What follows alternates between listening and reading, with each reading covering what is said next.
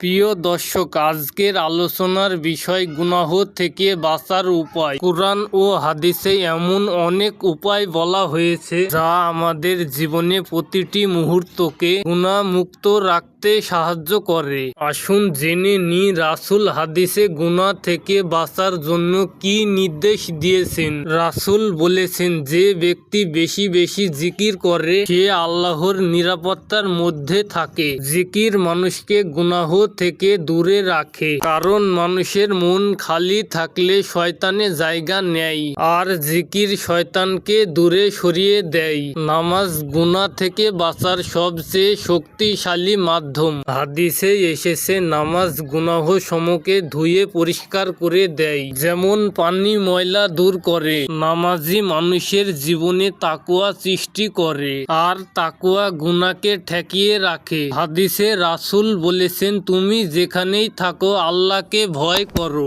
আর খারাপ কাজ করলে তার পরপরই একটি ভালো কাজ করো, সেটি তোমার খারাপকে মুছে দেবে। এই হাদিস প্রমাণ করে মানুষ ভুল করতেই পারে, কিন্তু সাথে সাথে ভালো কাজ করলে আল্লাহ গুনাহ মাফ করে দেন। নবী বলেছেন, চোখের জিনা হলো হারাম জিনিসের দিকে তাকানো, তাই চোখকে নিয়ন্ত্রণ করা, হারাম দৃশ্য থেকে দূরে থাকা গুনাহ থেকে বাঁচার বড় উপায়। চোখ বাঁচলে হৃদয় বাঁচে, মন বাঁচে, ঈমান বাঁচে। হাদিসে বলা হয়েছে, শক্তিমান সেই ব্যক্তি নয় যে কুস্তিতে জিতে, বরং শক্তিমান সে যে রাগের সময় নিজেকে নিয়ন্ত্রণ করতে পারে। সে শয়তানের হাত থেকে নিরাপদ থাকে এবং গুনায় পড়ে না।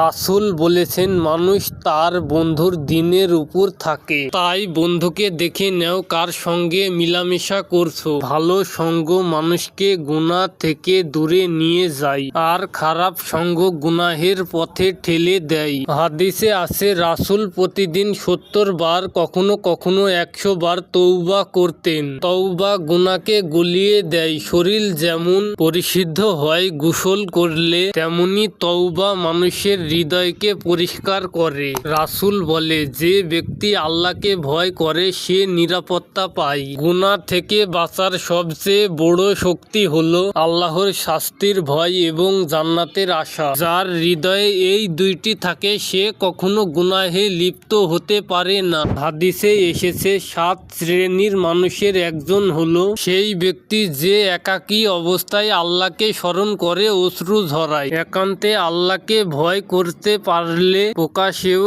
গুনাহ থেকে বাঁচা সহজ হয়। বন্ধুগণ, গুনাহ মানুষের জীবনের অন্ধকার, কিন্তু আল্লাহর রহমত অগাধ। যদি আমরা চেষ্টা করি তাহলেই গুনাহ থেকে বাঁচা কঠিন নয়।